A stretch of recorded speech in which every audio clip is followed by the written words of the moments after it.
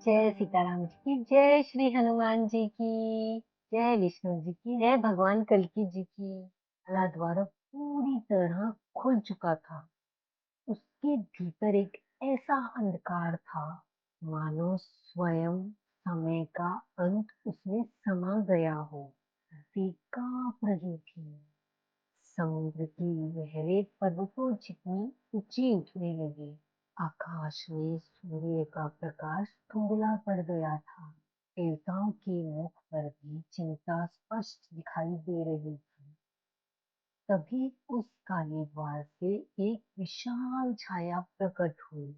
वो कोई साधारण असुर नहीं था, कलयुग की संचित अधर्म शक्ति। गो से मनुष्य के लोभ, क्रोध, हिंसा, छल और अहंकार से बढ़ती जा रही थी।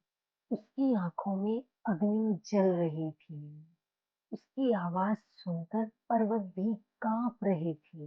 मैं किसी एक शरीर में नहीं रहता, मैं उस हर हृदय में जन्म लेता हूँ जहाँ सत्य का स्थान स्वार्थ ले लेता है। मुझे कोई शस्त्र नष्ट नहीं कर सकता। क्षण भर में चारों दिशाओं में मौन छा गया। तभी भगवान कल्की ने देवदत्त के मस्तक पर हाथ रखा और अपने नेत्र बंद किए और ध्यान में मग्न हो गए। आकाश से दिव्य प्रकाश की असंख्य किरणें उतरने लगी। ऐसा प्रतीत हुआ मानो सभी ऋषियों की तपस्या, सभी भक्तों की प्रार्थनाएं और धर्मात्माओं के शुभ कर्म एक ही तेज में बदल गए हों। धीरे धीरे भगवान कल्की का स्वरूप बदलने लगा। उनके शरीर से करोड़ों सूर्यों के समान तेज निकलने लगा। उनकी आंखों में करुणा और न्याय एक साथ छलक रहे थे। देवदत्त का रूप भी दिव्य हो उठा। उसकी खुरों से अग्नि नहीं बल्कि प्रकाश की धाराएं फूटने लगी। देवताओं ने एक साथ जय घोष किया।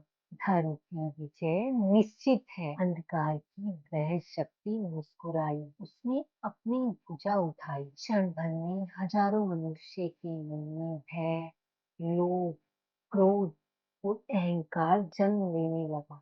कुछ योद्धा अपने ही साथियों पर प्रहार करने लगे। कलयुग की सबसे बड़ी शक्ति तलवार नहीं, वो मनुष्य के मन को विचलित कर देने वाली। भगवान कल्की ने ऊंचे स्वर में कहा, जो मनुष्य अपने मन पे विजय पा लेता है, उसे कोई अधर्म पराजित नहीं कर सकता।